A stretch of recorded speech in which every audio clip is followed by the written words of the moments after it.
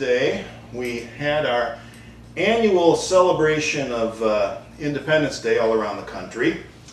So I thought maybe we'd continue with the theme we started last week. We're looking at some of the statements that we find in our Declaration of Independence to see what they meant back in 1776 and what they may have evolved to mean today. So, I'm also still working with the ideas from Steven Pinker's book, Enlightenment Now, The Case for Reason, Science, Humanism, and Progress, because he is specifically tracking how the values of the Enlightenment have improved the human condition over the past 200 or so years.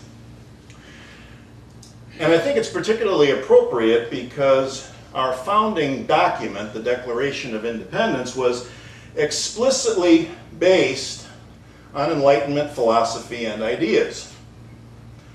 I think it's safe to say that the USA was created as a deliberate attempt to incorporate Enlightenment values in a form of government. And I think it's appropriate to say that it was a grand social laboratory experiment which was consistent with the scientific method, which was one of the big products of the Enlightenment. So, this is the line that we've been working with.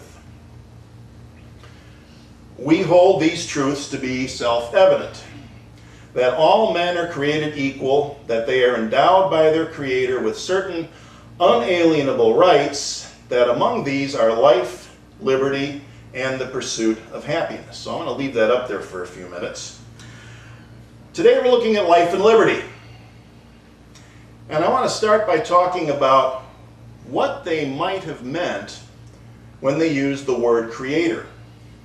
You know, this is only one of two places in the Declaration where they use words that might have some religious significance. A bit earlier, they talk about nature's God, and that is the sum total of religious references in our founding documents. The Constitution doesn't mention the word God, it doesn't mention the words Christian, the word Jesus. None of those are found in either document. So much for the folks who say that we're a Christian nation. This was one of the hallmarks of the Enlightenment, really. They were very skeptical and suspicious of organized religion. They didn't trust it. Probably because most of the founders came from families that had lived through some form of religious persecution or some kind of religious war in Europe.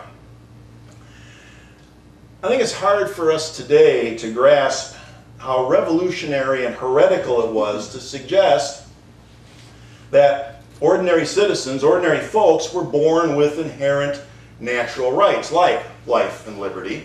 Because back in Europe, whatever rights common people enjoyed were bestowed upon them by the royal and the noble classes.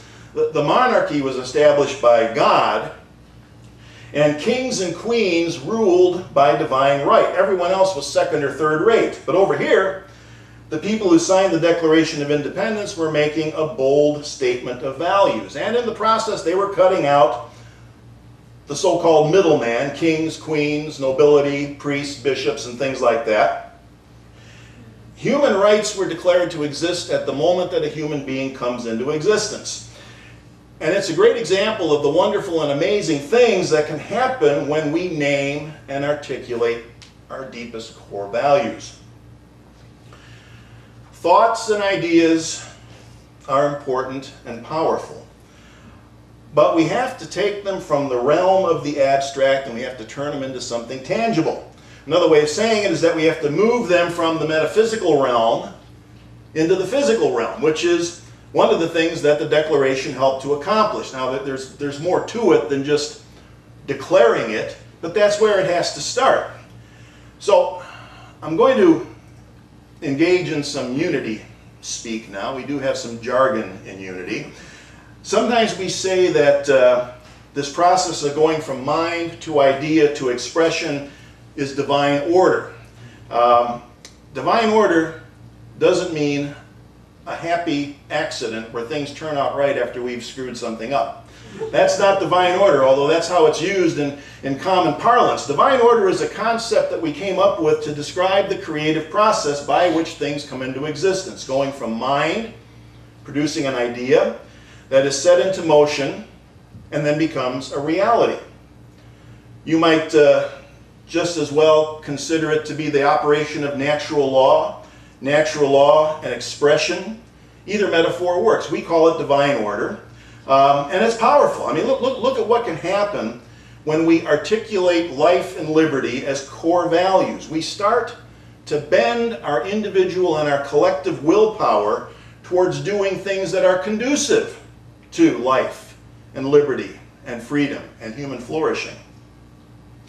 So here's a graphic that I used back in May that shows what has happened with life expectancy around the world between the years 1771 and 2015. Now there should be there's a blue arrow over there which is set at 1776 in Europe and the Americas, showing that life expectancy back then averaged about 35 years. When the Declaration of Independence was approved and signed, 35 years. Look what happened by 2015. That figure has more than doubled. Now the average life expectancy in Europe and the Americas is around 71. Now I'm not suggesting that this happened only because of the language in the Declaration of Independence. That was part of it. But it was primarily because of the ideas and the values that were behind it, which were sweeping the Western world. There at the start, 1776, where the blue arrow is, most people back then were subject to what we can call the three marks of existence: poverty, disease, and early death. Yay. The economist Angus Deaton used the term Great Escape. He called it the Great Escape to describe this universal rise in life expectancy and health. The world was escaping from bondage to those three marks of existence: poverty, disease, and early death. And here's another graphic I want to show which I think illustrates the same point but more dramatically and from a different perspective. Again, the blue arrow is set at about 1776. This shows child mortality rates. 1776, 25% of all children died before reaching the age of 5. Fast forward to 2015, that figure is a fraction of 1% in most developed nations. There are other countries that have a little catching up to do, but it is so much better around the world than back in 1776. Okay, so that takes care of the life part of the equation. How have we been doing in terms of liberty and freedom? Well, in his book Enlightenment Now, Steven Pinker, he gives us a rather bleak picture of human history, and I'm going to read this section to you because I think it's really it really gives us a good idea of what things were like and how things have improved. Since the first governments appeared around 5,000 years ago, humanity has tried to steer a course between the violence of anarchy and the violence of tyranny. In the absence of a government or powerful neighbors, tribal peoples tend to fall into cycles of raiding and feuding, with death rates exceeding those of modern societies, even including their most violent eras. Early governments pacified the people they ruled, reducing internecine violence, but imposed a reign of terror that included slavery, harems, human sacrifice, summary executions, and the torture and mutilation of dissidents and deviants. The Bible has no shortage of examples. Despotism has persisted through history, not just because being a despot is nice work if you can get it, but because, from the people's standpoint, the alternative was often worse. Wow. So far, around the world, the antidote to that, the greatest guarantee of liberty and freedom, has been some form of democratic government. And this is the reasoning behind that statement. He says, a good democratic government allows people to pursue their lives in safety, protected from the violence of anarchy, and in freedom, protected from the violence of tyranny. For that reason alone, democracy is a major contributor to human flourishing. Okay, So how has the concept of democratic government been catching on around the world? Here's another graph. That's another impressive increase in less than 200 years. Now this time I put the blue arrow, you can see it's just a little bit before 1920 there. It shows a peak in democracy versus autocracy around the world, and then look what happens. It drops off all of a sudden and really starts to decline. What happened shortly before 1920 around the world? The Russian Revolution, that was a big one. The Russian Revolution followed by the rise of fascism and dictatorships all around Europe and all around the world. Must have been something in the water back then, and it was a scary period of time. Now another thing that contributed to the prolonged fall in democratic government, that was the Communist Revolution in China. That helped to extend it beyond the 1940s. So at another point in the book, the author quotes Stephen Radelet, who said, in 1976, Chairman Mao single-handedly and dramatically changed the direction of global poverty with one simple act. He died. Changed the direction of global poverty as well as freedom and democracy, because you can see in that preceding graph, it started taking off again in the mid-70s and has been on a steady upward path ever since then. Now, the line is moving upward. There's likely to be a few more dips along the way because we know that autocracy is on the rise again. The president of China recently managed to get himself declared president for life, as did the guy in Turkey. And of course we have Vladimir Putin, who has set things up that way in Russia, so he will most likely be the leader, president, whatever, for life over there. However, very real and significant progress has been made in terms of both life and liberty. That didn't happen because of magical thinking. That didn't happen because of magical thinking. There's a spiritual pop fad that started about, 10 or 15 years ago with a book called The Secret, where they said simply, name it and claim it, which leaves out an essential step, which is action. When you leave out the action step, it's all magical thinking. This is a part of the process we talked about earlier, divine order, the creative process, and you can't skip a step and expect good results. Mind, idea, expression. Expression is the action step, which is preceded by visualization and articulation. Now, it can go wrong in other ways. Sometimes you have situations where actions are being taken without any kind of a foundation of values.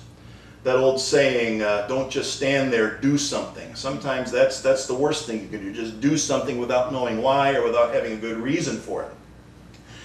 When the process works, we create the condition in mind that makes the result inevitable. We create the condition in mind by having a clear statement of the vision that we're bringing into reality, which is what happened, I suggest, with the Declaration of Independence. It's like using affirmations. We affirm truth even before it comes into full physical manifestation.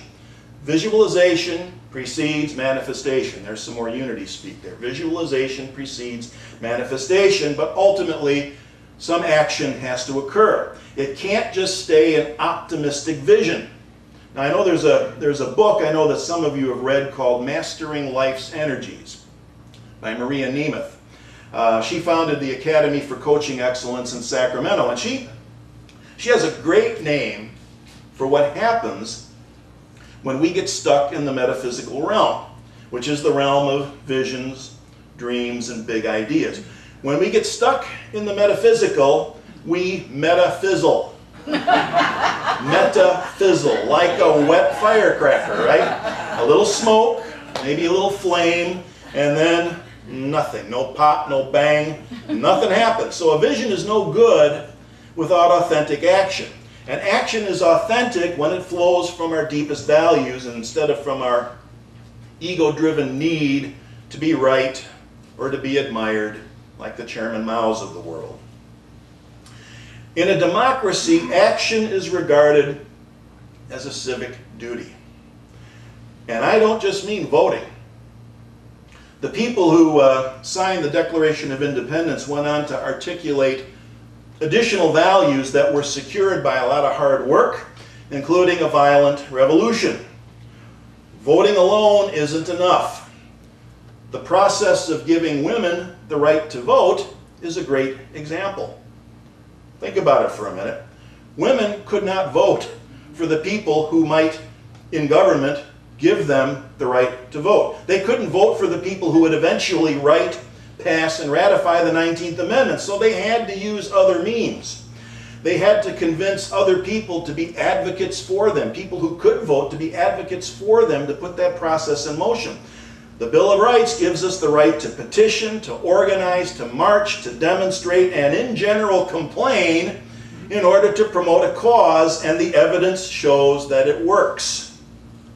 So, bringing this back around to unity principles again as we wrap things up, we remember our 5 guiding principles, and in particular principle number 5, which is the action step. Intentions are good, learning principles and practices is great, but we have to live the truth we know, which means put them into action if they're going to accomplish anything good.